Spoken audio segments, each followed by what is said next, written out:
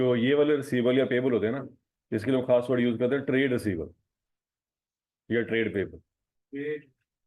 ठीक है, मतलब जिससे फर्नीचर लिया है ना, वो पेबल तो है लेकिन वो ट्रेड पेबल नहीं। लेकिन जिससे आपने गुड्स लिए वो भी पेबल है। तो इसमें और उसमें फिर क्या फर्क है? तो जिससे गुड्स लिए उसको हम कहते हैं ट्रेड पेबल या क्रेडिटर। ठीक हो गया? तो क्रेडिटर या ट्रेड पेबल एक ही बंदे का दो नाम है।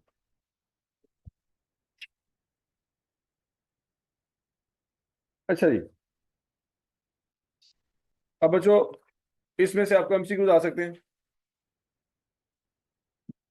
Transition to next accounting period.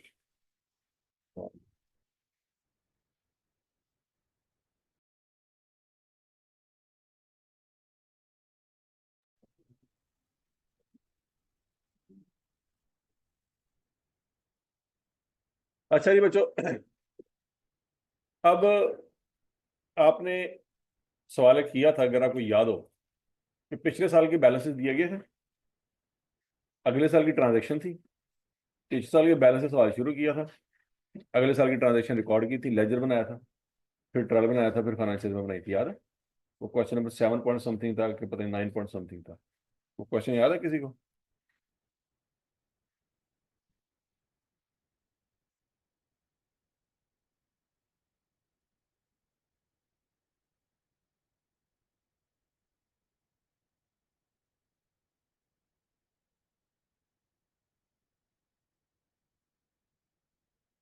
ये वाला सवाल था 9.8, अगर आपको याद हो। स्टॉक का आपके पास ओपनिंग बैलेंस था, क्रेडिटर का आपके पास ओपनिंग बैलेंस है, याद है? इक्विपमेंट का आपके पास ओपनिंग बैलेंस था, डेटर का ओपनिंग बैलेंस था, कैपिटल का ओपनिंग बैलेंस नहीं दिया हुआ तो हमने निकाला था। कैसे? ओपनिंग एसेट में से ओपनिंग लाइबिलिटीज को माइनस करके निकाला। लेकिन सेल का आपके पास कोई ओपनिंग बैलेंस नहीं था, एक्सपेंसेस का आपके पास कोई ओपनिंग बैलेंस नहीं था, परचेज का आपके पास कोई ओपनिंग बैलेंस नहीं था, और बैंक अकाउंट का आपके पास ओपनिंग बैलेंस था, क्रेडिटर का भी था। बर तो याद आ गया सबको? सवाल निकालना ही पड़ना है।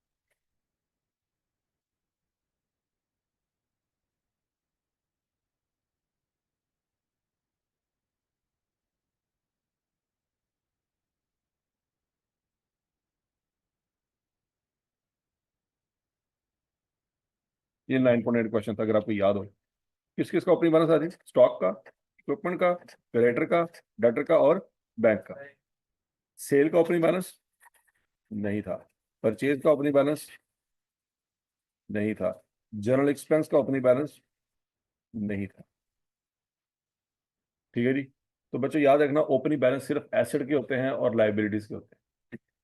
किसके होते हैं? एसेट्स के और लाइबिलिटीज के। कैपिटल का नाम भी दिया जाए तो हम एसेट में से लाइबिलिटी माइनस करेंगे तो कैपिटल का ओपनिंग बैलेंस भी निकल आएगा। तो किसके ओपनिंग बैलेंस नहीं होते? एक्सपेंसेस के नहीं होते और इनकम के नहीं होते। टोटल हेड हमने कितने पढ़े हैं? कितने पढ़े हैं? 5। कौन कौन से?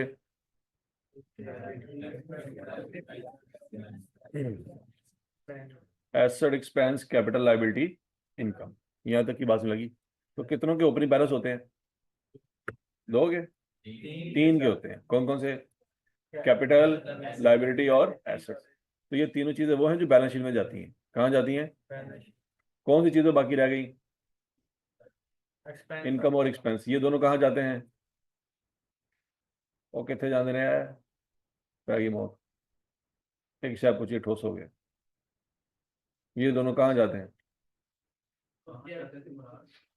मतलब कहाँ प्रेजेंट होते हैं? Statement of comprehensive. इनके ओपनिंग बैलेंस नहीं होते। ओपनिंग बैलेंस इनके क्यों नहीं होते?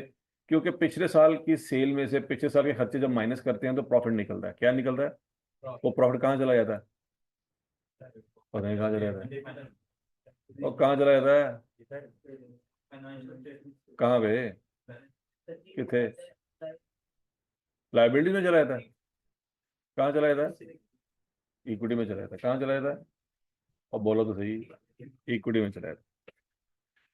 इसका मतलब है बच्चों, पिछले साल की सेल में से पिछले साल के खर्चे माइनस हो गए, प्रॉफिट निकला और प्रॉफिट चला गया इक्विटी में।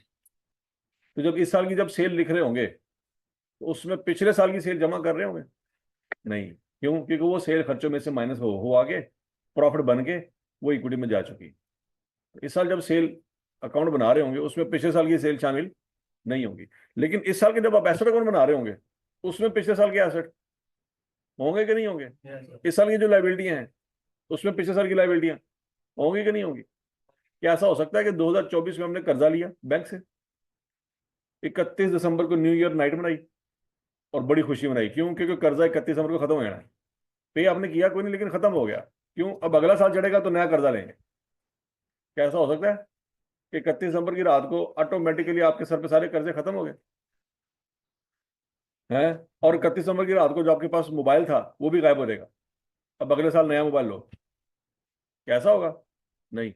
एसेट्स और लाइबिलिटीज चाहे साल जितने मर्जी गुजर जाएं वो चलते रहेंगे। एसेट और लाइबिलिटीज वो कभी खत्म नहीं होंगे जब तक वो पे ऑफ ना करते।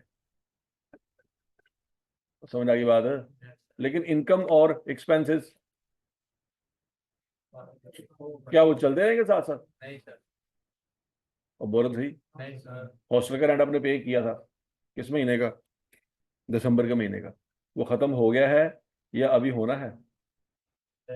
वो जनवरी में भी उसका फायदा ले सकते हैं, फरवरी में उसका फायदा ले सकते हैं। वो जिस महीने पे किया था उसी महीने में खत्म। लेकिन अगर पिछले महीने मोबाइल लिया था तो इस महीने के एंड पे खत्म? वो नहीं खत्म होगा। पिछले महीने दोस्त से पैसे पकड़े थे तो 31 दिसंबर को मेमोरीज वाइप आउट, पता ही नहीं दोस्त केड़ा थी। वो बात समझ आ रही कि नहीं आ रही? तो कर्जे और एसेट्स ये खत्म नहीं होते टाइम के साथ, लेकिन कौन सी चीजें खत्म हो जाती हैं? इनकम और एक्सपेंसेस खत्म हो जाते हैं। मतलब बिजली का बिल आया, पे कर दिया, अब अगले महीने जब बिजली का बिल आएगा तो उसमें पिछले महीने का शामिल होके आएगा, वो पे कर दिया, जान छूट गई उससे। वो समझ लगी है? तो जब अगले महीने बिजली का बिल आएगा उसमें पिछले महीने का शामिल नहीं होगा। अगर होगा तो हम कहेंगे भाईजान हमने तो पे कर दिया था, ये क्यों शामिल किया है? तो इसका मतलब है खर्चे और इनकम साथ साथ खत्म होते रहते हैं, लेकिन कौन सी चीजें साथ साथ खत्म नहीं होती? एक्सपेंस, एक्सपेंस, एसेट्स और लाइबिलिटीज ये खत्म नहीं होती। अगर 2024 में है तो 25 में भी होंगे, लेकिन 2024 की सेल 2025 में नजर है, 2024 के खर्चे 2025 में नजर। इनकम और एक्सपेंसेस आपको जिस साल में मिल रहे हैं, रिकॉर्ड हो रहे हैं, वो उसी साल में खत्म हो जाएंगे, वो अगले साल में फॉरवर्ड नहीं हो। लेकिन ये स्टॉक पिछले साल पड़ा हुआ था, हमारा एसेट है, इस साल नजर आ रहा है। इक्विपमेंट पिछले साल पड़ा हुआ था, हमारा एसेट है, इस साल नजर आ रहा है। ये क्रेडिटर लाइबिलिटी है, पिछले साल थी, इस साल भी है। डेटर एसेट है, पिछले साल भी था, इस साल भी है। बैंक बैलेंस एसेट है, पिछले साल भी था, इस साल भी है। ये खत्म नहीं हुए। तो समझ लगी बात? ठीक हो गई थी? तो बच्चों वही बात यहां पे कर रहा है कि कौन से अकाउंट आपके गायब हो गए और कौन से अकाउंट गायब नहीं हुए। कौन से अकाउंट गायब हो गए? इनकम और एक्सपेंस के अकाउंट गायब हो गए। कौन से नहीं हुए?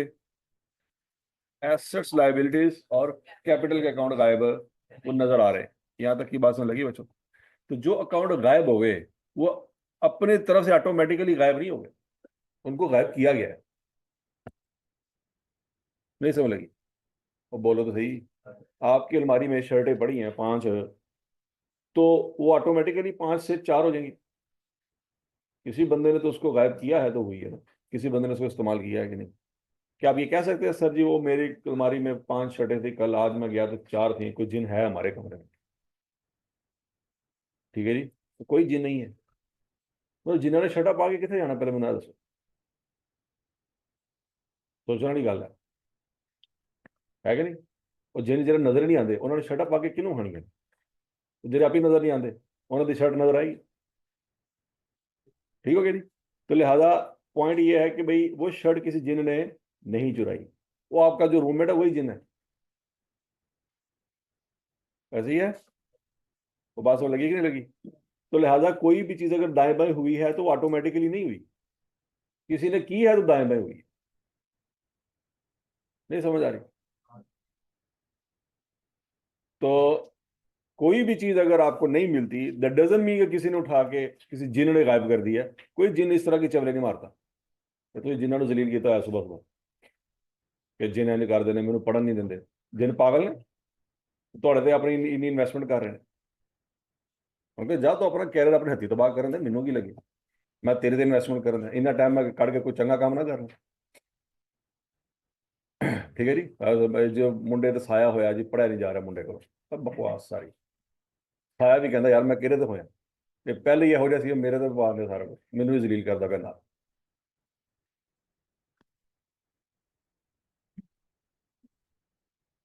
बात समझ लगी सबको? तो बच्चों अगर कोई अकाउंट्स गायब हो गए हैं या नजर नहीं आ रहे, तो ऐसा नहीं है कि ऑटोमेटिकली गायब हो गए, उनको गायब किया गया है। तो पिछले साल के एंड में बैठ के कुछ ऐसा किया गया था जिसकी वजह से वो चीजें आपको अगले साल नजर नहीं आई। तो वो जो गायब करने का प्रोसेस है उसको कहते हैं क्लोजिंग एंट्रीज। क्या कहते हैं? Closing entries. बच्चों एंट्रीज तीन तरह की होती हैं। कितनी तरह की होती हैं? एक होती है जर्नल एंट्री, जिसको हम कहाँ पे पास करते हैं? कहाँ पे पास करते हैं? जर्नल में पास करते हैं। एक होती है एडजस्टिंग एंट्रीज, जिनको हम जर्नल में पास तो नहीं करते, लेकिन साल के एंड पे उनके इफेक्ट को नोट करने के लिए रिकॉर्ड किया जाता है।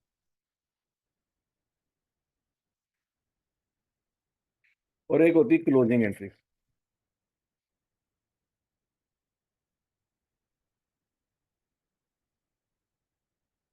अभी तक आपने कौन सी एंट्रीज पढ़ी है? अभी तक आपने सिर्फ ये एंट्री पढ़ी है, बाकी दो नहीं पढ़ी। आज हम दूसरी वाली पढ़ने जा रहे हैं, क्लोजिंग एंट्री। क्लोजिंग एंट्री का मतलब यह है कि किसी अकाउंट को अगर आपने डिलीट मारना है, खत्म करना है, उसके लिए आपको एंट्री करनी पड़ेगी। और वो एंट्री जर्नल में पास नहीं होगी। अगर वो एंट्री जर्नल में पास होती तो जर्नल एंट्री कहलाती। मसला यह है कि अकाउंट पैदा ही किस वजह से हुए थे? जर्नल की वजह से हुए थे। उन अकाउंट को तो डिलीट मारना है, तो एंट्री जर्नल में नहीं फिर होगी, क्योंकि जर्नल की वजह से तो वो पैदा हुए थे। नहीं समझ आ रही बात? अब बोलो तो सही। जर्नल में एंट्री हुई थी तो लेजर बना था। अब लेजर को मारना डिलीट, तो क्या जर्नल में एंट्री पास करेंगे? वो फिर लेजर में चली जाएगी। तो ये तो सिलसिला कभी खत्म नहीं होगा। तो इसलिए बच्चों जो एंट्री हमने उस अकाउंट को डिलीट मारने के लिए बनानी है, वो जर्नल में पास नहीं होगी, लिहाजा उसका नाम भी जर्नल एंट्री नहीं होगा। उसका नाम फिर क्या रखेंगे? क्लोजिंग एंट्रीज, क्योंकि अकाउंट्स को हम डिलीट करने लगे हैं, क्लोज करने लगे। अच्छा जी, अब अगला पॉइंट, ट्रांसफर ऑल इनकम। आपके पास इनकम पड़ी हुई है, तो इनकम की नेचर क्या होगी बच्चों? इनकम की नेचर क्या होती है? क्रेडिट। जब इनकम को खत्म करना है तो क्या करेंगे? डेबिट करेंगे। ठीक है जी। वो कहता है ट्रांसफर ऑल इनकम, तो क्या करो? Debit income accounts. उनकी नेचर थी क्रेडिट, उनको खत्म करना है तो क्या कर दो? डेबिट कर दो। अगर आपने इनकम अकाउंट को डेबिट कर दिया है तो फिर किसी और अकाउंट को क्रेडिट करना पड़ेगा, तभी तो एंट्री पूरी होगी। तो समझ आ रही बात? इनकम को खत्म करना, इनकम को कर दिया डेबिट, तो फिर एंट्री तो पूरी नहीं हो रही। डेबिट तो कर दिया, क्रेडिट भी तो करना है ना किसी को। तो फिर क्रेडिट किसको करेंगे बच्चों?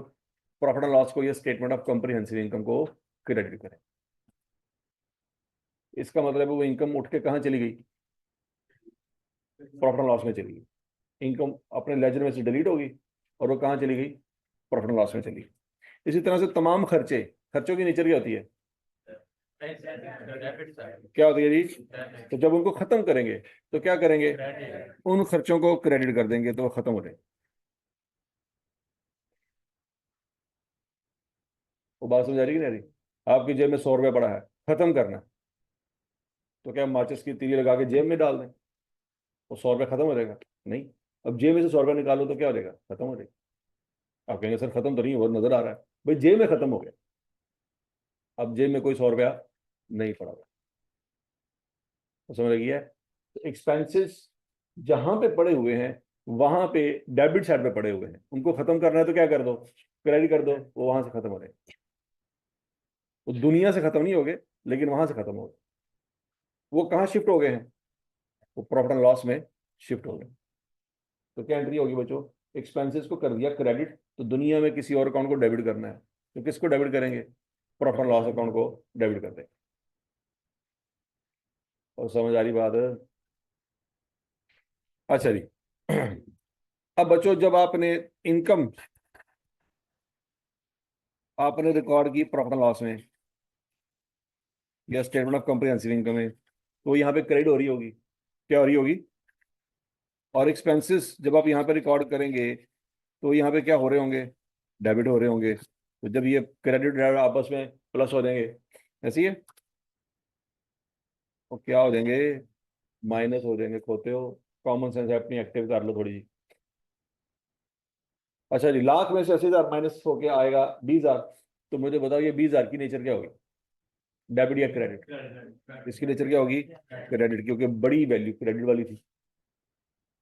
तो बचपन की बातें याद आ रही हैं। +10 में से 4 माइनस करें तो क्या आंसर आएगा? प्लस का 6 आएगा। और -12 में से प्लस का 8 तो क्या आएगा? -4। इसका मतलब है जो बड़ी वैल्यू के साथ साइन होता है वही साइन आंसर के साथ आता है। ये बचपन की बातें याद हैं कि भूल गए हो? तो बच्चों क्रेडिट बैलेंस है 1 लाख और डेबिट बैलेंस है 80,000, तो जो आंसर आएगा उसके साथ कौन सा साइन आएगा? क्रेडिट का आएगा। हजम शुद्ध। अच्छा जी। तो बच्चों ये प्रॉफिट निकला, तो प्रॉफिट की नेचर क्या होती है? क्रेडिट। आज के बाद याद रहेगा, प्रॉफिट की नेचर क्या होती है? क्रेडिट। वो कहता है उस प्रॉफिट को खत्म करना, उस प्रॉफिट को। लेकिन ये प्रॉफिट निकला कहाँ पे है? प्रॉफिट एंड लॉस में निकला। ये प्रॉफिट कहाँ पे निकला है? प्रॉफिट एंड लॉस अकाउंट में, ये स्टेटमेंट ऑफ कॉम्प्रिहेंसिव इनकम में निकला। तो कहता है फिर उस स्टेटमेंट को जहां से वो निकला है, स्टेटमेंट ऑफ कॉम्प्रिहेंसिव इनकम को डेबिट कर दो। क्या कर दो? तो आपका प्रॉफिट वहां से खत्म हो जाएगा। लेकिन फिर वो चला कहाँ जाएगा? कैपिटल को क्रेडिट कर दो, कैपिटल में चला जाएगा। अब जरा सोचो, आपके पास अगर कैपिटल पड़ा हुआ है 2 लाख का, तो उसमें नेट प्रॉफिट जमा हो जाएगा कि माइनस हो जाएगा? जमा क्यों हो जाएगा? कैपिटल की नेचर भी क्या है? क्रेडिट। और प्रॉफिट की नेचर भी क्या है? इसलिए आपस में दोनों क्या हो जाते हैं? जमा हो जाते हैं। तो यही बात उसने लिखी है कि भाई प्रॉफिट एंड लॉस को डेबिट कर दो और कैपिटल को क्रेडिट कर दो। वो ऑलरेडी क्रेडिट था, मजीद क्रेडिट कर दिया, तो क्या हो जाएगा? वो बैलेंस ऐड हो जाएगा या माइनस हो जाएगा? ठीक है जी। ड्राइंग याद करो। ड्राइंग का क्या किया करते थे? जब भी कोई ऑनर पैसे निकाल के घर लेके जाता था, हम एंट्री पास किया करते थे, drawing debit, cash credit, capital credit है। कौन बोली? होनी बात नहीं। हाँ, कल्प्रिट आप ही हैं। तो बोलने की जरूरत ही नहीं है, उन्हें पता लग गया। हाँ जी। ड्राइंग डेबिट कैपिटल क्रेडिट, शाबाश शाबाश। अब जिन्ना मर्जी कसा अस्तगफुरुल्लाह करो, गुनाह इन्हें कीते होते अस्तगफुरुल्लाह थोड़ा है। कारण दिहाड़ी से कम 100 दफा करना चाहिए। हर नमाज के बाद 100 दफा करना चाहिए। देखो अस्तगफुरुल्लाह मैं नहीं बोली, एक और गुनाह इकट्ठा कर लिया, लेकिन अस्तगफुरुल्लाह कह के सेटल भी कर रहा है कि नहीं टेक्निक? अच्छा जी। अब ऑनर अगर घर पैसे लेके गया है तो क्या एंट्री होगी बच्चों? ड्राइंग डेबिट और कैश क्रेडिट, क्योंकि पैसे लेके गया ना, दुआएं थोड़ी लेके गया। क्या लेके गया? तो पैसे कम हो गए। अच्छा, अब कैश तो आपका चलो कम हो गया, वो कैश बुक में जाके रिकॉर्ड हो, अल्लाह अल्लाह खैर से। ये ड्राइंग अकाउंट पड़ा रहेगा हमेशा हमेशा जब तक आप इसको खत्म नहीं करें। तो ड्राइंग अकाउंट को भी खत्म करना होगा। क्या करना होगा? तो जब ड्राइंग अकाउंट की नेचर क्या होती है बच्चों? ये डेबिट किया था आपने, क्या किया था? डेबिट। इसको अगर खत्म करना है तो क्या करना होगा? क्रेडिट करना होगा। और कैपिटल अकाउंट को क्या करना होगा? डेबिट करना होगा। तो जब कैपिटल अकाउंट को डेबिट करेंगे तो यहां पे फिर उसका क्या इफेक्ट आएगा? वो प्लस हो जाएगा कि माइनस हो जाएगा? माइनस क्यों हुआ? क्योंकि कैपिटल की अपनी नेचर क्या थी? क्रेडिट। नेट प्रॉफिट की नेचर क्या थी? क्रेडिट। ड्राइंग की नेचर क्या है? तो क्या जमा होगा क्या माइनस होगा? कैपिटल में नेट प्रॉफिट जमा होगा और ड्राइंग माइनस हो जाएगी। तो आंसर क्या आ जाएगा अल्टीमेटली? 2,10,000 आ जाएगा। इसकी नेचर क्रेडिट होगी। ठीक है जी बच्चों। तो ये क्लोजिंग एंट्रीज है, पेपर में पूछा जा सकता है, बताओ इनकम की क्लोजिंग एंट्री क्या है, तो हमारा क्या जवाब होना चाहिए? इनकम इनकम की क्लोजिंग एंट्री क्या है? Income debit profit and loss. इससे इनकम अकाउंट में पड़ा हुआ बैलेंस गायब हो जाएगा, और वो बैलेंस कहाँ चला जाएगा? Profit and loss. ठीक हो गया जी। खर्चों को गायब करना हो, कैसे गायब करेंगे? एक्सपेंसेस की नेचर क्या होती है? डेबिट। उसको खत्म करना है तो क्या कर दो? क्रेडिट। नहीं बात समझा रही? तो एक्सपेंसेस को कर दो क्रेडिट, वो डेबिट पर बैलेंस था उसका, उसको अपने क्रेडिट कर दिया, खत्म हो गया। नहीं समझ आ रही? आग लगी हुई है, उसको बुझाना है, क्या करो? फूका मारो। हाँ, पानी डाल दो, ऑपोजिट काम करो। तो समझ लगी? ठंड लग रही है तो क्या करो? चूल्हे तो बैठो। ठीक है जी, अंदरूनी सुकून मिलेगा। ऐसा ही है। और समझ लगी है? मतलब जिस चीज को खत्म करना है उसका क्या करो? अपोजिट काम करो, खत्म हो जाएगी। तो उसका कहना नहीं, जो जे शैतान तंग कर दिया वही काम कर। स्टडी आपको तंग करती है तो क्या करो? पढ़ो। तो उसका नहीं ऐ नहीं पढ़ना, कोई और काम है दसो। टेंशन हो रही है कि यार सुबह टेस्ट है, तो टेंशन की वजह से पढ़ा भी नहीं जा रहा, वो पढ़ोगे तो टेंशन खत्म होनी। एक वक्त ऐसा आ जाएगा कि आप नहीं पढ़ेंगे और टेंशन भी नहीं होगी, फिर इस बात की टेंशन होगी कि टेंशन नहीं हो रही कि पढ़ाई करनी है कि नहीं करनी। ठीक है, एडा तुम ढीठ हो जाओगे। मतलब लोग आपको गैरत दिलाएंगे, आप उल्टा उनको गैरत दिलाएंगे। यार मैं तेरे को मशवरा लिया, मैं जो नहीं पढ़ रहा तो कोई वजह होगी, तीनों की तकलीफ है, तो अपना पढ़। तो कहे यार भराई का जमाना ही कोई नहीं, मैं नसीहत कर रहे हैं, उल्टा मैनू कह रहे हैं। ठीक है, ये नोट कर ले, ये आपने फ्यूचर में हरकतें करनी है। हो सारा कर भी रहे हो पता नहीं, मतलब आजकल ही आपका शायद यही स्टेटस हो कि कोई मैंने गल करके जाए तो जाए कितने, ये प्यो का खाना, ये मैंने पढ़ना कहन दे। ठीक है जी। इनकम खत्म करनी है तो क्या एंट्री होगी बच्चों? Income debit profit loss credit. खर्चे खत्म करने हैं तो क्या करेंगे? खर्चे credit profit loss debit. Income और एक्सपेंसेस को जब आप नेट करेंगे तो प्रॉफिट निकल आएगा, लेकिन निकला होगा होगा प्रॉफिट एंड लॉस अकाउंट में। कहाँ निकला होगा? अब वहां से बैलेंस को उठाना है और कैपिटल में लेके जाना, तो क्या एंट्री करेंगे बच्चों? कैपिटल अकाउंट क्रेडिट हो जाएगा, प्रॉफिट एंड लॉस डेबिट करते हैं। यहाँ तक की बात समझ लगी? ड्राइंग पड़ी हुई है आपके पास, ड्राइंग को खत्म करना है तो क्या एंट्री करेंगे? ड्राइंग ऑलरेडी डेबिट है, तो ड्राइंग को क्या कर देंगे? क्रेडिट। ड्राइंग खत्म हो जाएंगी, कहाँ चली जाएंगी? कैपिटल में, तो कैपिटल को क्या कर देंगे? डेबिट कर देंगे, वो कैपिटल में जाके माइनस हो। ठीक है जी। इन एंट्रियों में से कोई एंट्री आपसे पूछी जा सकती है कि बताओ एक्सपेंसेस को क्लोज करने की एंट्री क्या है, तो बच्चों एंट्री यहाँ पे आपके सामने लिखी हुई, ये पेपर में पूछी जा सकती है। हजम शुद्ध बैलेंसिंग ऑफ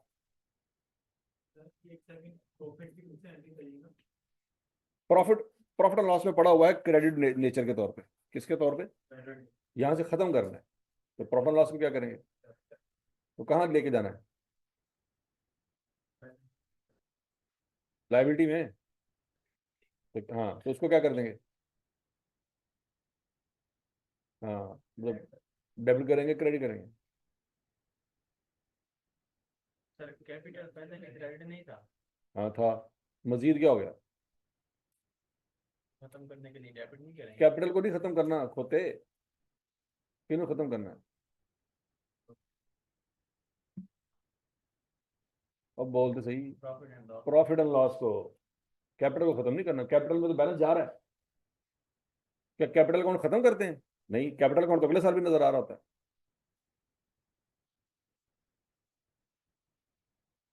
हाँ जी, और कोई कंफ्यूजन? और ठीक है, और यहाँ तक की बात समझ लगी? अच्छा जी। तो बच्चों ये एंट्रियां इसमें से आई, क्या कोई भी एंट्री पूछ सकता है, ये याद रखने, ये बड़ा इंपॉर्टेंट एमसीक्यू है। बैलेंसिंग ऑफ क्या होती है? वो जो क्रेडिट में बैलेंस निकाला करते थे, तरीका बताया था मैंने आपको कि बड़ी साइड का टोटल दोनों तरफ लिख दो, जो छोटी साइड है उसको टोटल में से माइनस करो, जो बच जाएगा वो क्रेडिट में बैलेंस होगा, याद है? ये बैलेंसिंग ऑफ होती है। ठीक है जी, तो ये चीजें आपने बच्चों पढ़ी हुई हैं। ये आपको मैंने कुछ सवाल दिए थे करने के लिए, किए? हो गए थे? आसान ही थे। चलो आपको ये यकीन आ गया कि यार एक दिन में चैप्टर हो सकता है। ये चैप्टर बेसिकली एक दिन में नहीं हुआ, इसके पीछे पूरा महीना लगा। तो बात समझ आ रही कि नहीं आ रही?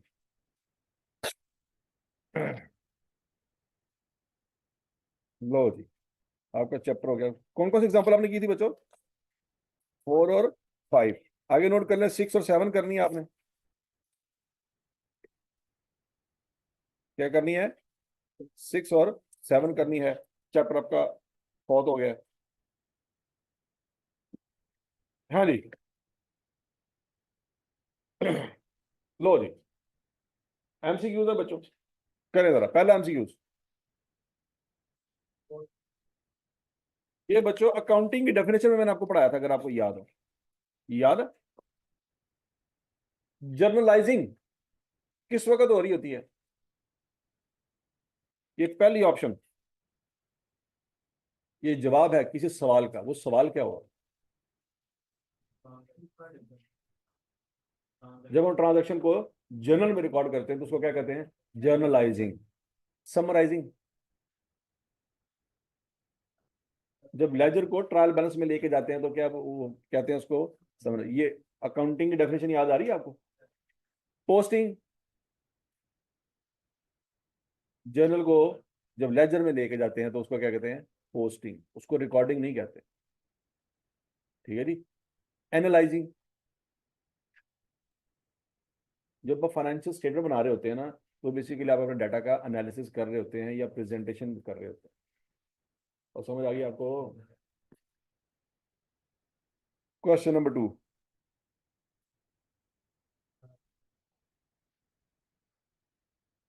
अब ये सवाल तो गलत नहीं ना होना चाहिए। ये तो बूढ़े हो गए हैं ये इस तरह का सवाल कर कर।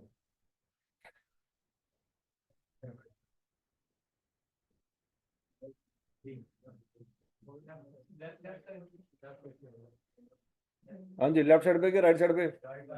राइट साइड पे। दर फटे यार ये थोड़े दिन।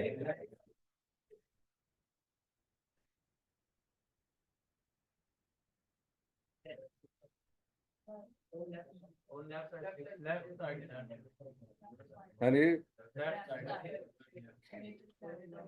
आपको मैं एक स्टोरी सुनाता हूँ, आपको हमेशा याद रहेगी।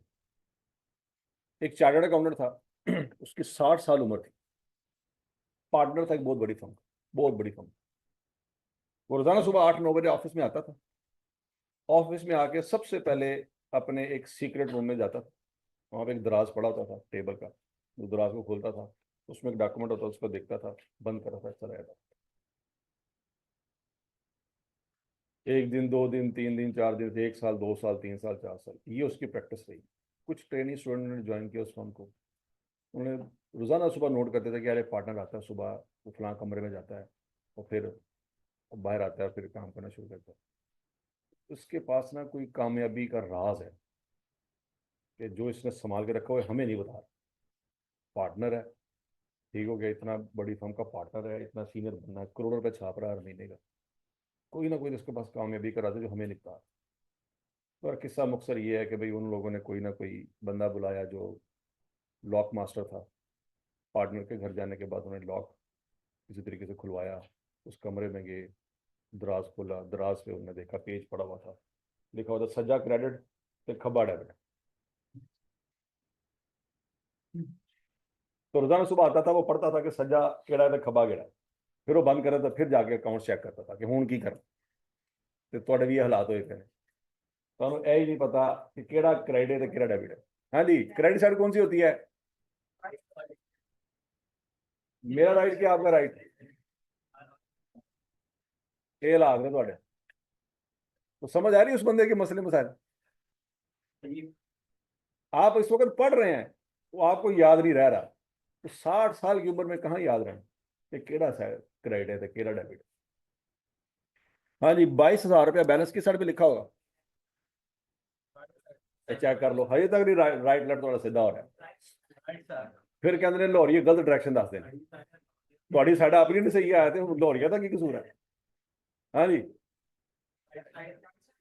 और डेबिट साइड किसको कहते हैं? लेफ्ट साइड को। 22 और बड़ा बैलेंस है, दोनों साइडों पे 22 लिखा जाएगा, तो जो डिफरेंस निकलेगा वो किस साइड पे निकलेगा? लेफ्ट साइड पे। तो समझ आ रही है? ये हालात रहे, मतलब आई के ये सवाल पूछ रहे साढ़े को भी नहीं सही होना पहली टाइम, दूसरी टाइम चक्कर आ जाएगी तो शायद सही होती। हाँ जी, क्वेश्चन नंबर 3।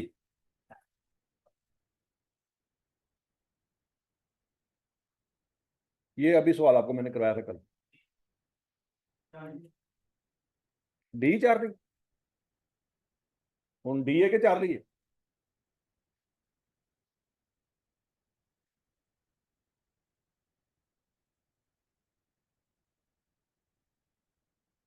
हाँ जी, शाबाश शाबाश शाबाश शाबाश शाबाश। समझ आ गई थी, ये कल पढ़ा था कि टी अकाउंट का बैलेंस हमें महीने के एंड पे पता चलता है, लेकिन रनिंग बैलेंस फॉर्म का जो लेजर होता है उसका बैलेंस हमें हर ट्रांजेक्शन के बाद पता चल जाता है। याद है? Question number 4। पैन लगी मौत, मौत का खेल।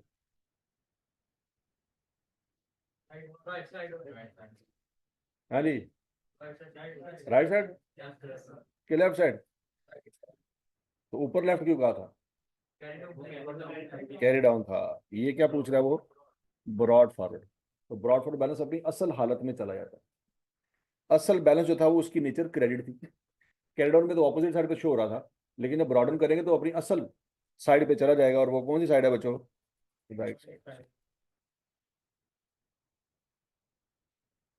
Question number 5।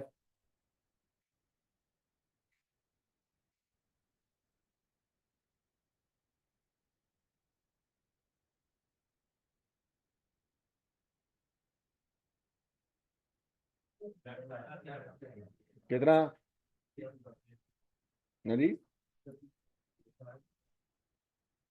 Right side. हाँ, राइट के लेफ्ट? नहीं लेफ्ट, नहीं नहीं राइट, नहीं नहीं लेफ्ट। यही कर देगा तो है।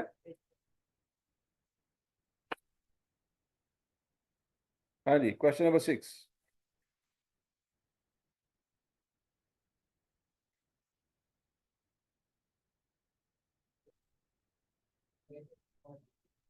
कौन सी ऑप्शन?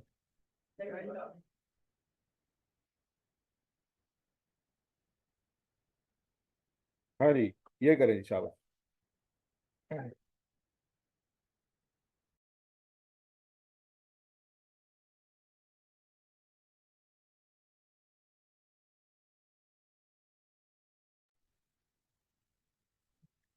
नॉमिनल लेजर का दूसरा नाम क्या है? जनरल लेजर का दूसरा नाम ही नॉमिनल लेजर। यहाँ तक की बात लगी, पेपर में पूछा जा सकता है, ये भी सवाल आ सकता है कि जनरल लेजर का दूसरा नाम बताएं क्या? The sales account is part of, आवाज नहीं आई, जनरल लेजर। तो सेल लेजर में फिर क्या होता है? सेल लेजर में क्या होता है? पता नहीं क्या होता है। सेल लेजर में सेल होती है, और आप कह रहे हैं सेल अकाउंट जनरल लेजर में होता है। क्या ये खुला तजाद नहीं? अगर सेल अकाउंट सेल लेजर में नहीं होता, जनरल लेजर में होता है, तो फिर सेल लेजर में क्या होता है? सेल लेजर में सेल होती है, क्रेडिट सेल्स सेल लेजर में होती है, तो फिर जनरल लेजर में क्या होता है? Cash cell. लख लानत ਤੁਹਾਡੇ ਤੇ। चलो दर फड़े मत ਤੁਹਾਡੇ ते। पढ़े होया महीना भी नहीं होया, जिस कौम के मुकद्दर में जिल्लत लिख दी हूं बंदा की कर सकता है। चलो, सेल लेजर में सिर्फ और सिर्फ डेटर के अकाउंट होते हैं। किसके अकाउंट होते हैं? मैं सेल डे बुक की बात नहीं कर रहा, सेल डे बुक की बात कर रहा हूं मैं, नहीं मैं सेल लेजर की बात कर रहा हूं। सेल लेजर में किसके अकाउंट होते हैं? डेटर के अकाउंट होते हैं। उसमें कोई सेल अकाउंट नहीं होता, कोई सेल रिटर्न अकाउंट नहीं होता। सेल और सेल रिटर्न अकाउंट कहां होते हैं? वो जनरल लेजर में होते हैं, वो सेल लेजर में नहीं होते। वो अकल आ रही है? ये चैप्टर नंबर 2 में पढ़ा था, उसका टेस्ट भी दिया था, टेस्ट भी बड़ा अच्छा हुआ था। ये हालात है ने कि चैप्टर 3 चैप्टर 2 का सवाल दोबारा पूछा तो फौत हो गया, कहने लगी मौत। आवाज नहीं आई। तो फिर इसमें क्या होता है? कौन से अकाउंट होते हैं जी? क्रेडिटर्स के अकाउंट होते हैं, परचेज अकाउंट यहाँ पे नहीं बनता। नाम परचेज लेजर है लेकिन परचेज अकाउंट नहीं होता। नहीं बात समझा रही?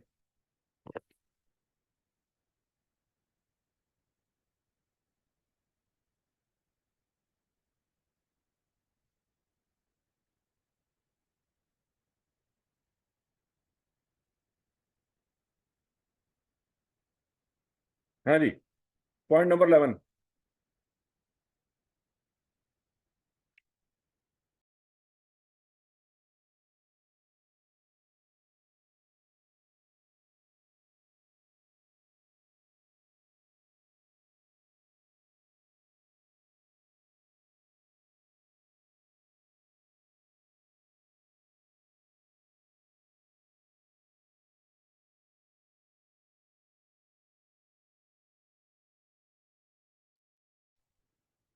Each invoice value from sales journal is posted to, ये मैंने आपको टेबल पढ़ाया था कल। ये टेबल बड़ा इंपॉर्टेंट है, उसकी बेस पे एमसीक्यूज बनेंगे। उसने आपको बुक में भी एमसीक्यूज दे दिए हैं कि जो एक एक सिंगल इनवॉइस होती है उसका टोटल कहीं और पे रिकॉर्ड होता है और इंडिविजुअल वैल्यू कहीं और रिकॉर्ड होती है। इंडिविजुअल वैल्यू कहाँ रिकॉर्ड होती है? हाँ जी, रिसीवेबल लेजर में। किस साइड पे? डेबिट साइड पे। ऑप्शन कौन सी बनती है? Beta option. और समझ आ रही सबको? The periodic total from sales journal is posted to,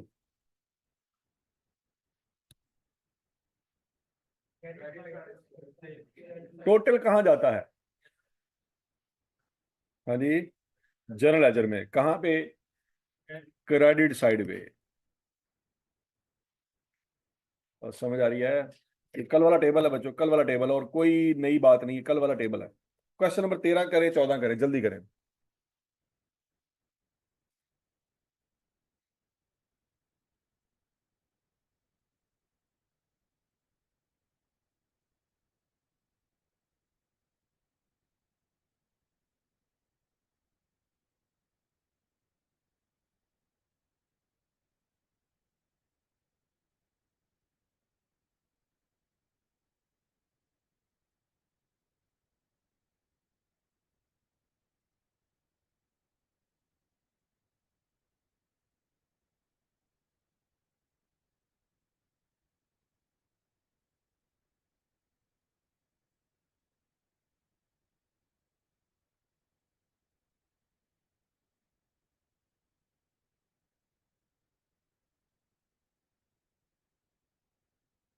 हाँ जी, each return inward from sales return journal is posted to credit side of individual customer account in a receivable ledger। ये option, ये online वाले बच्चे बेचारे गायबाना तौर पे जलील हो रहे हैं। Question number 14।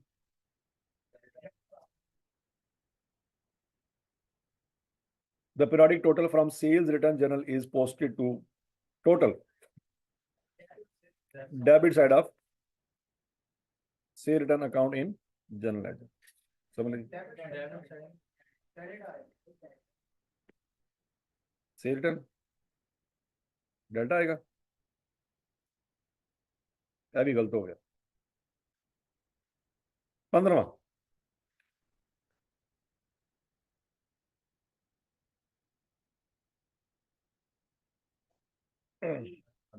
each purchase invoice value from purchase journal is posted to credit side of individual supplier account in payable ledger। Each the periodic total from purchase journal is posted to, कौन सी option बनती है जी? Delta. each return outward from purchase return journal is posted to debit side of individual supplier account और periodic total of purchase return journal कौन सी option? Each payment to supplier as recorded in cash book is posted to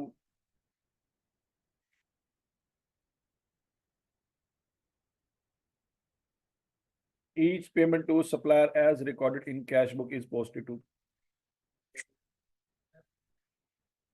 यानी debit side of payable है each payment other than those to supplier as recorded in cash book is posted to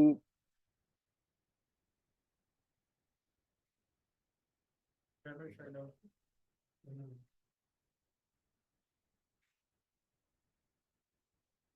यानी 20 का debit side of payable है ठीक है जी। Other than supplier का मतलब यह है कि ये वो ट्रेड क्रेडिटर की बात नहीं हो रही, कोई और बंदा है जिससे फर्नीचर लिया था उधार पे, बात समझ लीजिए। Each payment other than those two supplier, मतलब जो नॉर्मल हमारे डेली रूटीन पे सप्लायर होते हैं उनकी बात नहीं हो रही, ये किसी और की बात हो रही है। तो ये किसी और फिर वही ये बंदा होगा जिससे फर्नीचर या बिल्डिंग ली होगी, ये वो बंदा नहीं है जिससे गुड्स ली थी। तो समझ आ गई? उसका अकाउंट बच्चों जनरल लेजर में भरना होगा। कहाँ भरना होगा? जनरल लेजर में भरना होगा। Discount receive from each supplier as recorded in cash book is posted to debit side of payable है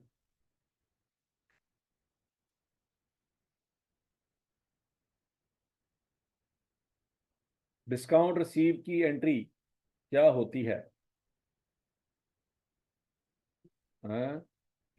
कैश डेबिट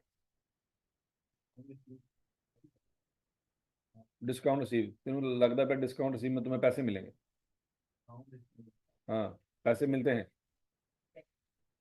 डिस्काउंट रिसीव में पैसे मिलते हैं।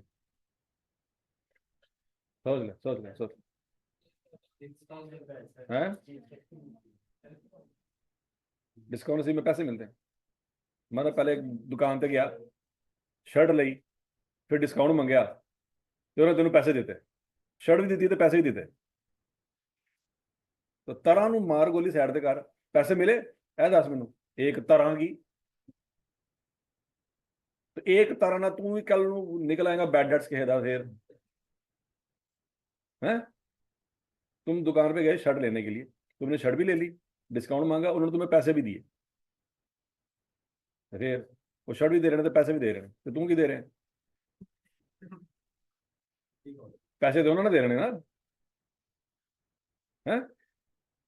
तो डिस्काउंट रिसीव में पैसे मिल रहे हैं, तो कैश तो डेबिट नहीं होगा, तो फिर डेबिट क्या होगा? ये सवाल है कि भाईजान डिस्काउंट से मिला, इनकम हमारी क्रेडिट होगी, ठीक हो गया, ओके। डेबिट क्या होगा? ये सवाल है। क्रेडिट तो हर किसी ने ढूंढ लिया, कॉस्ट, शाबाश शाबाश,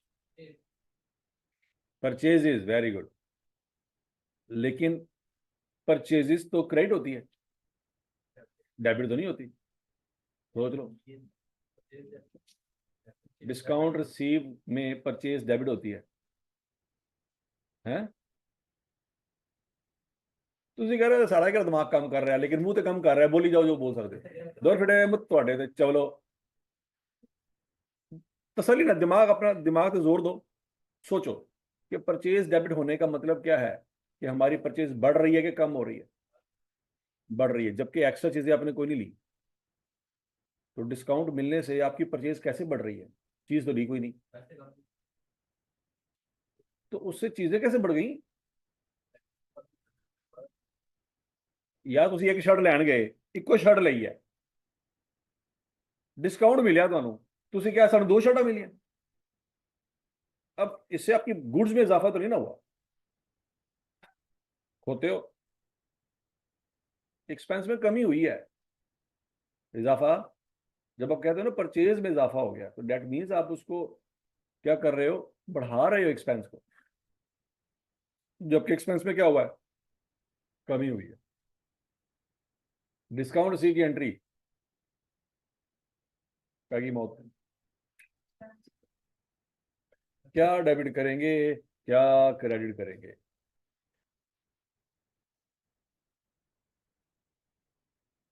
हैं? ये एंट्री नहीं आ रही तो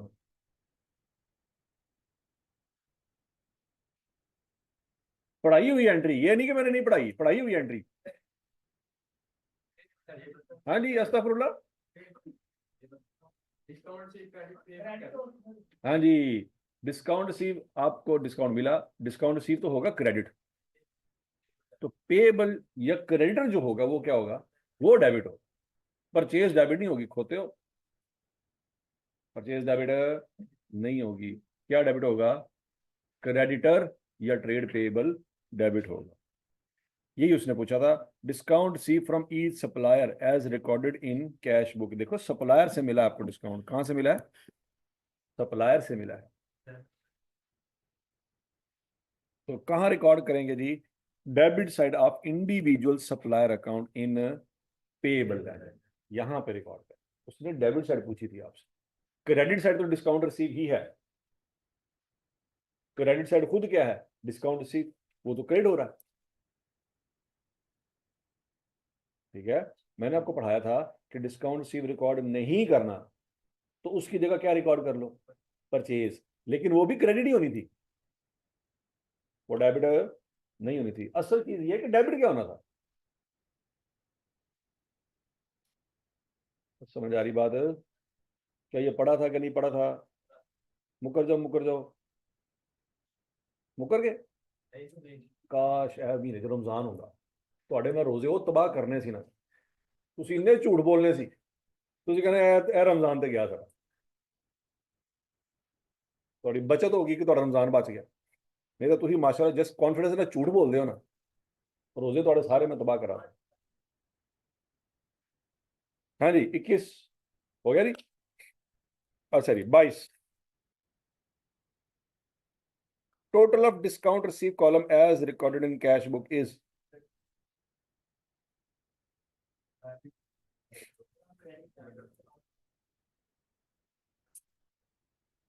हाँ जी,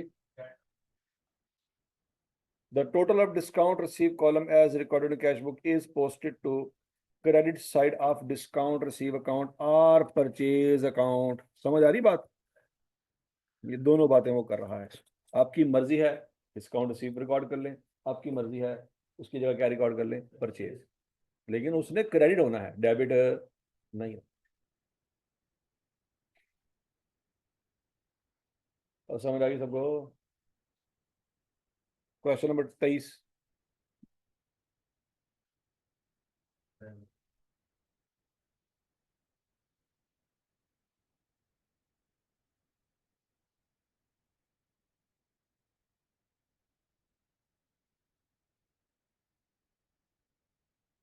क्रेडिट साइड ऑफ हाँ जी,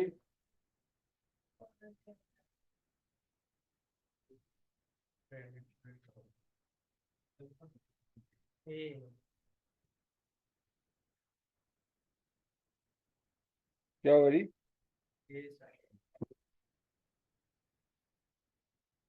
पैसे आ रहे हैं कि जा रहे हैं? आ रहे हैं। तो डेबिट क्या होगा? डेबिट क्या होगा? डेबिट क्या होगा? है डेबिट पता नहीं क्या होगा। क्या आ रहा है? पैसे आ रहे हैं। डेबिट क्या होगा? Furniture, building. समझ नहीं आ रहा डेबिट क्या होगा? हालात चेक करो। सेल रिटर्न दर फटे तेरे दे चवला, कैश आ रहा है। कौन आ रहा है? कैश आ रहा है, तो सेल रिटर्न डेबिट। कितों सोच लेंदे, मैनूं तो यकीन ही नहीं हो रहा। ते तू ना बोल, तू अपनी फ्रूट चाट बना रहा है, बाद चो खांदा नहीं बैठ के। सानू जरूरत होगा जायका च खाना है। हद हो गई। सेल्स रिटर्न मतलब ऐ तो मैं भी नहीं सोच सकता, बस जिन्ना भी पुट्ठा होकर सोच लेंदा ना, इत्थे तक नहीं गल पहुंच रही। क्रिएटिविटी देखो बस वैसे इस बंदे की। सेल्स रिटर्न, पैसे आ रहे हैं, सेल्स रिटर्न।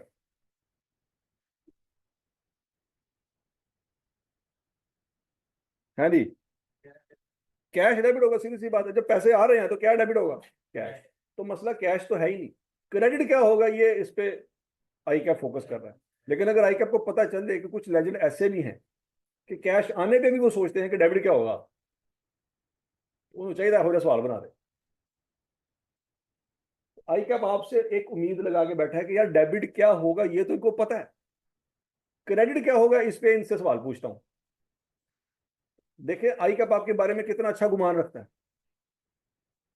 कि डेबिट नहीं पूछ रहा वो आपसे, वो क्या पूछ रहा है, क्रेडिट किसको करना है, तो असं डेबिट दी रोंदे हैं बह के। हाँ जी,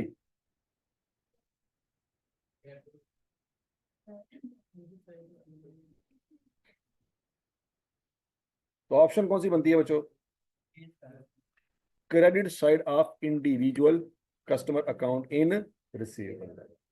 याद रखना उसने डेबिट की तो बात ही नहीं पूछी थी। डेबिट तो ऑलरेडी रिकॉर्ड हुआ पड़ा है कहां पे, कैश बुक में। बात सुन ना, पैसे आ रहे हैं तो कैश बुक में डेबिट रिकॉर्ड हुआ पड़ा है। एक और चीज रिकॉर्ड होनी थी जो वो पूछ रहा है आपसे कि क्रेडिट किसको करना। तो सी और डी ऑप्शन तो हो ही नहीं सकते क्योंकि डेबिट साइड लिखा हुआ। 24।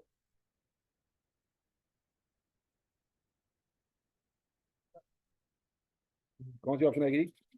यहाँ पे बच्चों वो क्रेडिट पूछ रहा है क्योंकि रसीद अगर आई है, पैसे आए हैं तो वो कैश बुक में रिकॉर्ड हुए होंगे डेबिट साइड पे। क्रेडिट क्या होना है वो पूछ रहा है। समझ लगी बात है? चलो जी, क्वेश्चन नंबर 25।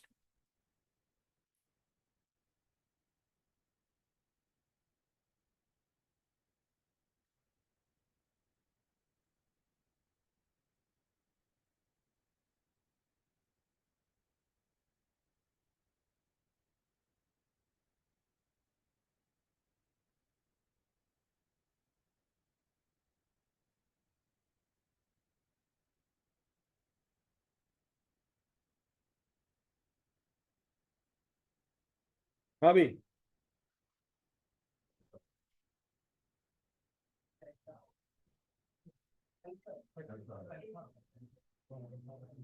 हाँ भाई, डिस्काउंट अलाउड की एंट्री क्या होती है?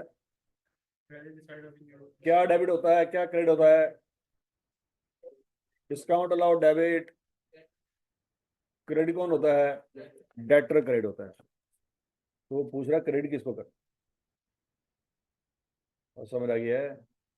Total of discount allowed column as recorded in cash book is posted to.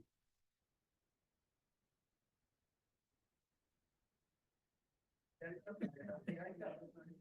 side of discount amount है। Debit side of discount allowed या सेल अकाउंट, या तो सेल अकाउंट रिकॉर्ड कर लो या डिस्काउंट अलाउड रिकॉर्ड कर लो। वो सवाल आपने किया था कौन सा वाला, चैप्टर नंबर 1 में किया था कि 2 में किया था? उस कौन सा सवाल था वाला? वो ट्रेडर वाला सवाल था कोई, मारिया ट्रेडर वाला सवाल, याद आ रहा है कुछ कुछ? उसमें हमने कहा था या तो डिस्काउंट अलाउड रिकॉर्ड कर लो या सेल्स रेवेन्यू रिकॉर्ड कर लो। याद है कुछ कुछ? 27।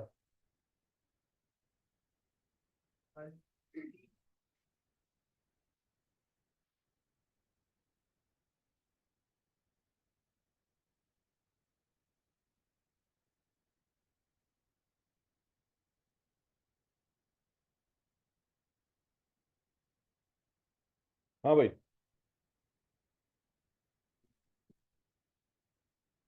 ए।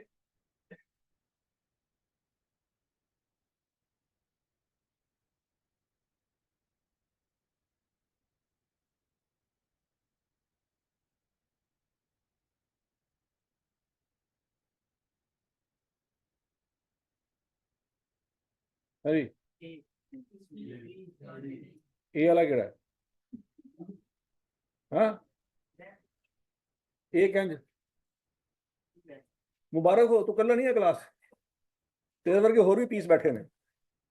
बस वो डिस्कवर करना जरूरी है थोड़ा। व्हाट्सएप ग्रुप बना लो तुम सर आप, ठीक हो गया? तुम अपना दादा आई कैप खोलो, ए वाला तो थोड़े काम का नहीं है, क्योंकि जो तुम सोच रहे हो ना वो आई कप कर नहीं सकता। एलोन मस्क ਨਾਲ राब्ता करो, नाल दा गोला खाली होएगा, ਉੱਥੇ जाके अपना नवा आई कप रजिस्टर कराओ। हाँ जी, वो पूछ रहा है कि फर्नीचर अकाउंट में आपने 5 लाख रुपए किस साइड पे लिखना है, डेबिट साइड पे, और साथ नाम क्या लिखना है, आप कह रहे हैं फर्नीचर, ये लिखना होता है। हाँ, तो ए का मतलब तो यही है, पढ़ो जरा, तुमने ए कहा है उसका मतलब तो यही बनता है कि फर्नीचर अकाउंट पे 5 लाख लिखो, साथ फर्नीचर लिख दो है। अब कह रहे सर वो चाइनीज लैंग्वेज थी, मुझे समझ नहीं आई। शुक्र करो जब पेपर थोड़े अंग्रेजी च हो रहे हैं। ये जो सी पैक बन रहा है ना, फ्यूचर में चाइनीज, 1 करोड़ चाइनीज ने पाकिस्तान में आना है, तो हो सकता है चाइनीज को खुश करने के लिए पाकिस्तानी अपने पेपर चाइनीज लैंग्वेज में ले लें, वो तो सी चाइनीज लैंग्वेज होएगा, तो थोड़ा प्रोग्राम तो पहले ही बढ़ा पे, तो चाइनीज लैंग्वेज तो हो रही, ਤੁਸੀਂ क्लास में देखोगे बैठ के डड्डू खा रहे होंगे, थोड़ा भी दिल करेगा यार इसमें प्रोटीन तो बहुत होती है।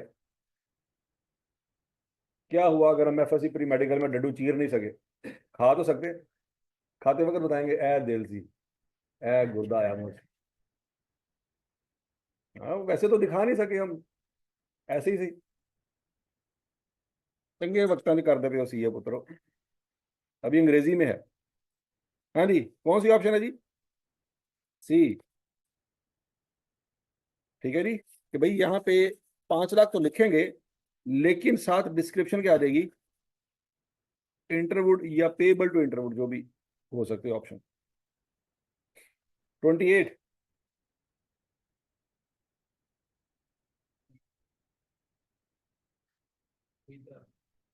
कौन सी ऑप्शन आएगी, बीटा। Which are following would normally be credit balance in trial balance.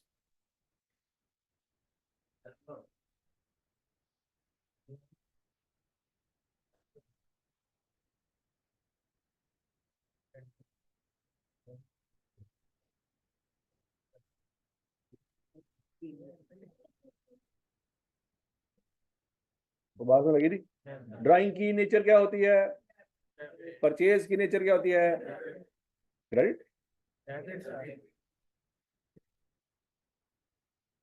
अच्छा जी, तो बच्चों ये कुछ सवाल पीछे रह गए हैं, ये आपने करने हैं, कर लोगे। चलो जी, ये आपका ये चैप्टर भी बहुत हो गया, कल हम पढ़ेंगे तीसरा चैप्टर। कल टेस्ट नहीं है, मैं जो टेस्ट अनाउंस कर तुम छुट्टी कर लेंगे हो, अब टेस्ट मैं अनाउंस किए बगैर लिया करूंगा। है, बताया था मैंने बुक्स ऑफ पैरामेट्री का कि कल टेस्ट है, नहीं बताया था, चलो आपके साथ धोखा हो गया इसका मतलब आप आ गए उस दिन, पास हो गए थे लेकिन दिल नहीं कर रहा टेस्ट देने का। चलो जी, ठीक हो गया जी, इसका टेस्ट किसी वक्त भी हो सकता है, लेकिन मैं बताऊंगा नहीं, बस आप रेडी रहे, किसी वक्त भी हो सकता है, आप तैयारी कर ले बस अपनी। तो कल हम चैप्टर नंबर शुरू करेंगे बच्चों 5।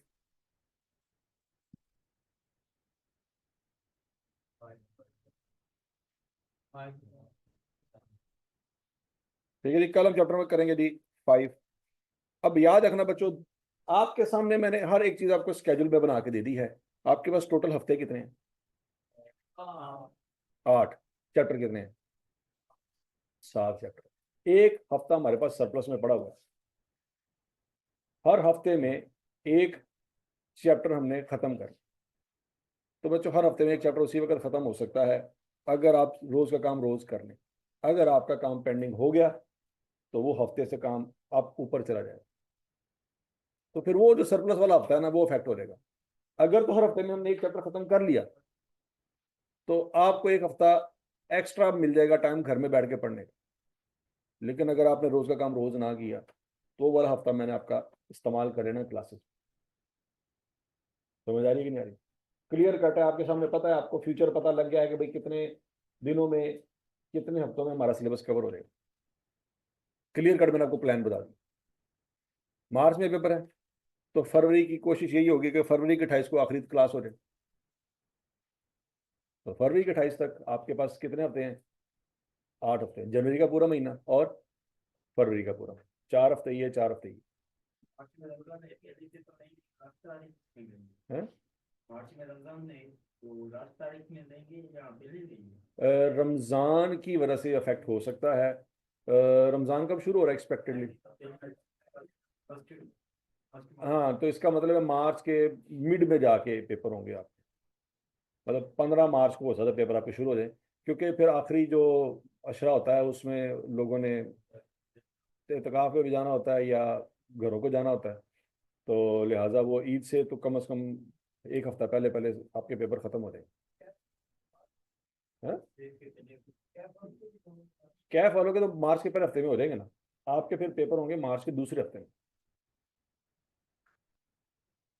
समझ आ रही है जी? तो जो भी है 28 फरवरी से पहले पहले हमें सिलेबस, मतलब अगर आप सही तरह साथ साथ चीज़ें तैयार करते गए तो हम 23 फरवरी को भी सिलेबस खत्म कर सकते हैं, कोई मसला नहीं है, सिलेबस इजीली मैनेज हो सकता है। ये जो आपको टेंशन थी ना कि सर 2 महीने हो गए ने 2 ही चैप्टर किए ने, वो टेंशन ना लें आप।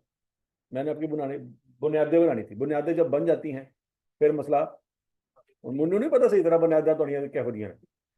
मैं अपने बड़ी कोशिश की थी बुनियादा बनाने की, नहीं समझ लगी। मैंने टाइम चेक कर लो, इतना मैंने किसी चैप्टर पे टाइम नहीं लगाया जितना मैंने उस टॉपिक पे लगाया, बेसिक्स पे। आपकी क्लासेस कब शुरू हुई थी? हाँ, 28, नहीं ये अकाउंटिंग ही अक्टूबर को, 28 अक्टूबर को, मतलब नवंबर का पूरा महीना और दिसंबर का पूरा महीना, ये 2 महीने हमने बेसिक्स पे लगाए हैं। और बाकी 2 महीनों में सारे चैप्टर पढ़ने हैं तो हजे भी यह टेंशन है कि कैश आया तो से रिटर्न डेबिट होगी, हालात है। और फर्नीचर कौन बनाते हैं वक्त फर्नीचर लिखेंगे, एस कौम दे हालात है। ठीक है जी, तो कल बच्चों बैड एंड डाउटफुल डेट का टॉपिक शुरू होगा। ये मैं आपको बता रहा हूँ, हर एक टॉपिक हमारा 5 से 6 दिन में इजीली कवर हो जाएगा, बशर्ते कि आप वो सवाल घर जाके अच्छी तरह से समझ लें, 5 से 6 दिन में। तो अभी हमें ये बैड एंड डाउटफुल डेट का टॉपिक पढ़ के आइडिया हो जाएगा कि सैटरडे आपके ऑन करने पड़ेंगे या नहीं ऑन करने। अगर तो 5 दिनों में टॉपिक अच्छे तरीके से हो गया, टेस्ट आपका ठीक हो गया मंडे को, मतलब 5 दिन के बाद अगला जो मंडे होगा उस वक्त आपका बैड एंड डाउटफुल डेट का टेस्ट होगा। अगर तो वो टेस्ट हो गया ठीक, ठीक हो गया, तो हम सैटरडे ऑन नहीं करेंगे। लेकिन अगर आधे से ज़्यादा बच्चों का टेस्ट हो गया बेड़ा गर्क, या बच्चों ने टेस्ट ना दिया, तो मैं सैटरडे भी ऑन करूंगा, संडे भी ऑन करूंगा। तो तुम टेस्ट ही दियो, अच्छा वो फोकस करो कि तुम कहो नहीं सर टेस्ट देंगे इंशाल्लाह, और क्या नहीं नहीं नहीं सर संडे ऑन ना करें, टेस्ट तो हमें कौन नहीं देना, लेकिन आप संडे ऑन ना करें, है कि गल नहीं? मैं कह रहा हूं टेस्ट सही दोगे सैटरडे भी ऑन नहीं होगा, संडे भी ऑन नहीं होगा। फोकस टेस्ट होता है कोई नहीं, संडे होते हैं। चेक करो इसको दिला,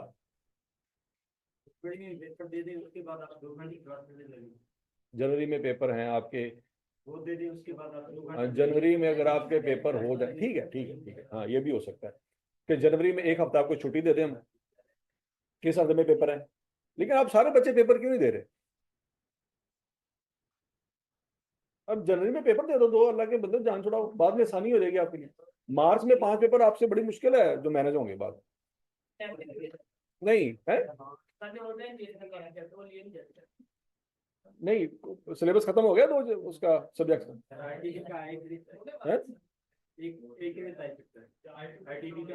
I2B का एक चैप्टर रहता है,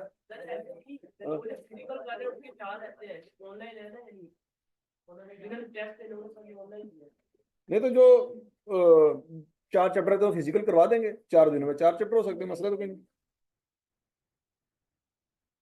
कौन कहता है? कौन सा सर? चलिए मैं उनसे डिस्कस कर लेता हूँ, कोई मसला नहीं। आपकी कोई एक संडे को क्लास रखवा देती है, अब आपने खुद ही नहीं आना, आप कहते सर ऑनलाइन ही ठीक है, और तुम आप ही कहते हो नहीं नहीं सर ऑनलाइन बेस्ट है, रजाई में लेट के पढ़ने का अपना मजा है।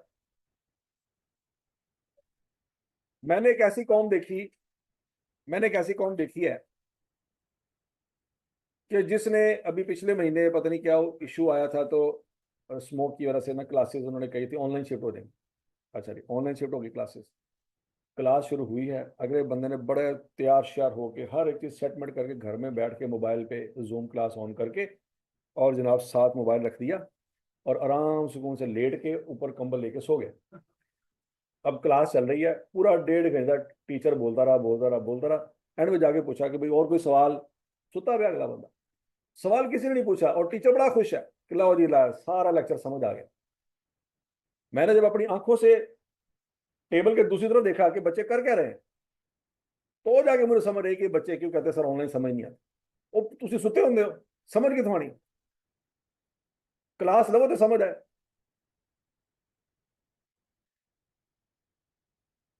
तो मसला ऑनलाइन का नहीं है, मसला वो कंफर्ट का है जिसमें बैठ के आप पढ़ते हैं तो साथ ही सो जाते हैं।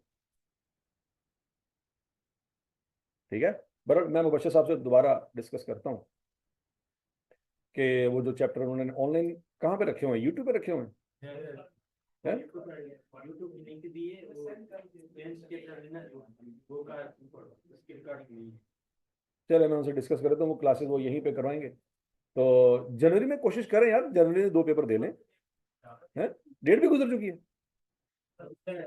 होगी यार, होगी क्यों नहीं होगी, यकम से तो शुरू होनी है मेरा ख्याल रजिस्ट्रेशन। सर इनके सीआरएस नंबर नहीं आया, अप्लाई भी तो करना है ना। वो अप्लाई भी नहीं किया और आई कैप की रजिस्ट्रेशन ही नहीं कराई अभी तक, मतलब आई कैप के खातों में अब है ही नहीं। बड़ा सत्यानाश, हैरत वाली बात है यार। डिसीजन मेकिंग है यार आप लोगों की, कम से कम 2 पेपर दे लेते, बाद में 3 पेपर की आसानी होती। बाद में जब आप 5 पेपर देंगे ना तो आपने कहना यार अब मारो गोली नवी स्कीम ही चल रहे हैं, तो मार्च में अपने 5 भी नहीं देने। और नई स्कीम आनी है वो जुलाई में आए, नहीं मार्च में नहीं आए। तो जुलाई तक बैठे रहोगे, जान छुड़ाओ मार्च में पेपर दे के, 3 आए या 2 या जो भी है। ठीक हो गया।